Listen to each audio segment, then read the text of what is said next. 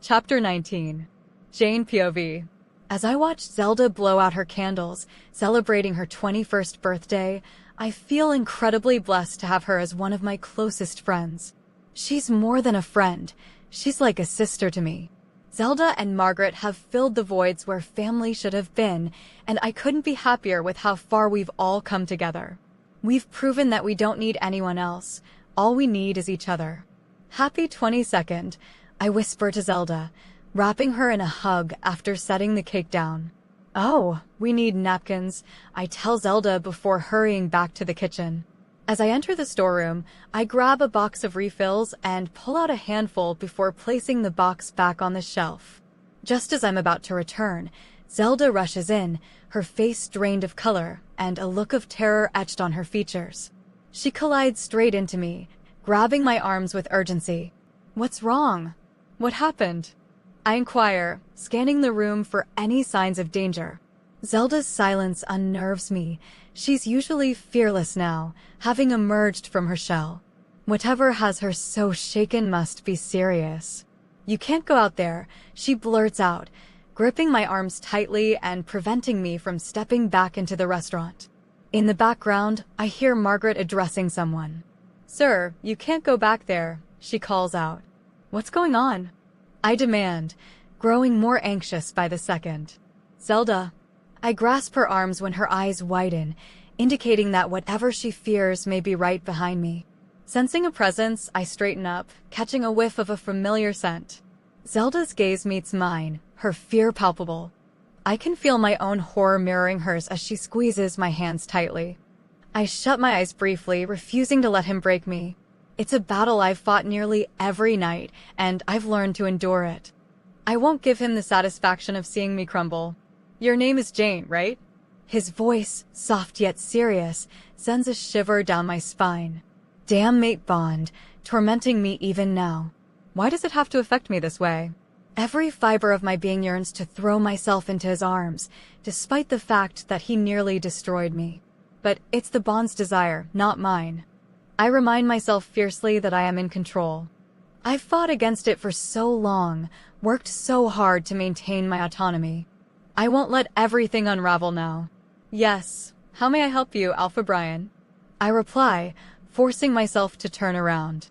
My breath catches at the sight of him. He's undeniably stunning, and he knows it, which only fuels my anger. Tall, dark, and handsome, typical. Why do men age so gracefully while women just age? Damn, my inner monologue is off-kilter today. Screw seems to be occupying a good chunk of my vocabulary.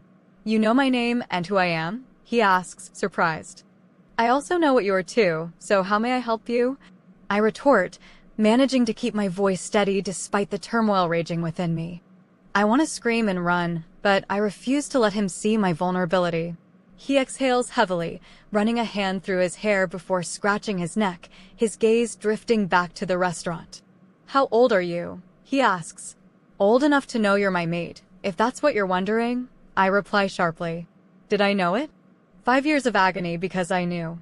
He seems taken aback by my tone, but I can't help but harbor resentment toward him, despite the inexplicable pull of the bond that hasn't even fully formed yet.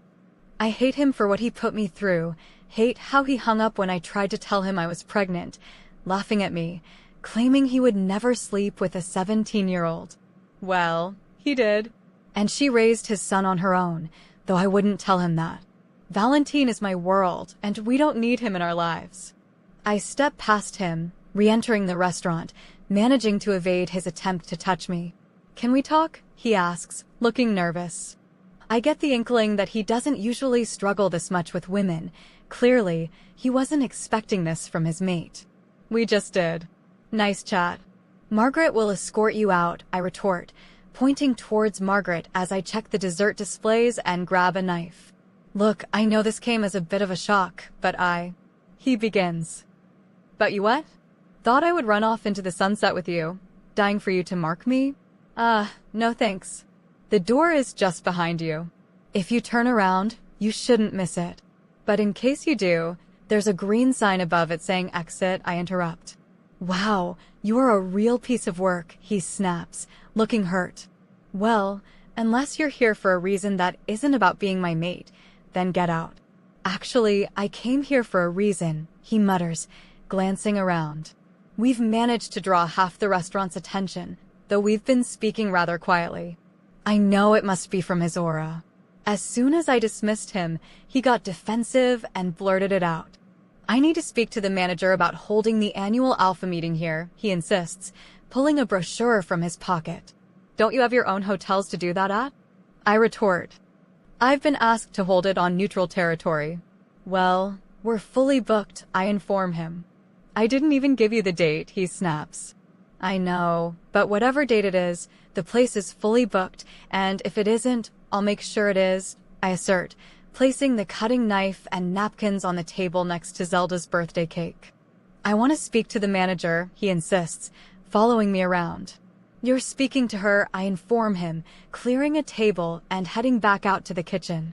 After scraping the plates and placing them in the sink, I turn around, nearly colliding with him as he's standing so close. I step back. Then I want to speak to the owner. You're looking at her, I reply.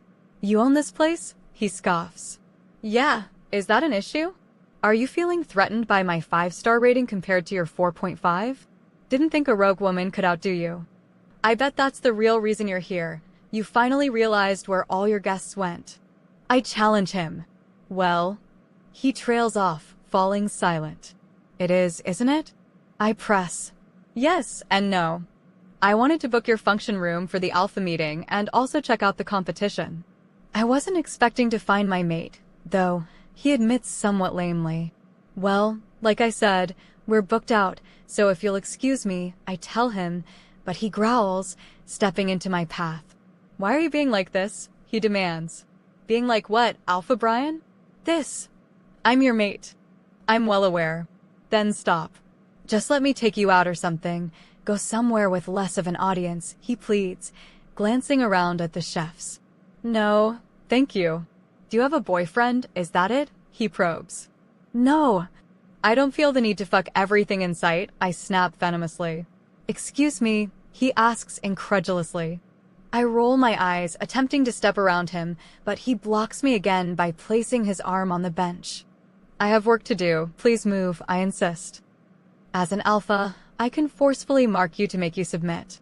Our laws state that alphas can mark their mates if the mate is unwilling, he warns. As a rogue, I couldn't care less about status, and if you try that, it just shows your true character and every reason why I don't want to be your mate, I retort firmly. So that's it? He asks, sounding defeated. I shrug, desperate for him to move. Being boxed in like this fills my head with his scent, tempting me to act on impulses I shouldn't entertain. So, you hate me based on what the media says about me? You're going to judge me solely on that? You don't even know me. We just met, he argues. He still hasn't realized who I am. We've met 3 times now, each encounter a disaster because he was drunk and I was underage. So, this is on him either way. He should have been able to recognize me the first time. I would give you the world, and you wouldn't even give me a chance? He pleads. No, you would give me syphilis or some sexually transmitted disease, so I'm not interested, I retort, realizing that I'll have to touch him to escape. I try to step around him, but he traps me between him and the steel counter, his hands gripping either side of my hips.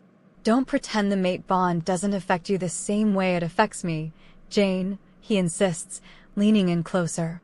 I'm rooted to the spot, completely frozen as he presses his face into my neck. He growls, the sound more like a purr the longer he sniffs me before he groans. Brian, baby? Brian, where are you? Comes a sugary sweet voice. Brian freezes and growls at the blonde woman as she rushes in, shock evident on her face when she spots us. Oh, there you are, she says, rushing over, but he glares at her. I am not your baby, not your honey, or any other stupid name you think you can call me. Get out, Alice. He snaps so cruelly that I actually feel bad for her. She looks between us, her eyes welling with tears. Get out, he screams at her. But nothing. I have work to do, and you should take your girlfriend home, I interject, using her presence as an excuse to escape. I quickly grip his wrist, moving it off the bench, trying not to acknowledge the tingles that rush across my palm though Brian gasps at my touch. She isn't my girlfriend, he insists, glaring at her. Brian, Alice asks, looking hurt. You can do better, I tell her as I walk past her, placing my hand on her shoulder. She looks at me and smiles sadly. It's odd feeling sorry for the girl he had been involved with. That's all you have to say? You aren't angry at her? Brian questions. Why would I be angry at her? Did you expect me to get jealous? Is that the reaction you were hoping for? I haven't got the time or the energy to feel anything for you. I reply coldly before turning on my heel and walking out. Margaret and Zelda are waiting by the door as I exit, but I signal to Margaret not to touch me. She understands instantly, knowing I'm on the verge of breaking. Go, I'll handle this, they tell me. I rush out the door, heading for one of the apartments out the back that Zelda and I shared together. I run through the gardens and up the steps before unlocking the door. The moment I close it, I fall apart.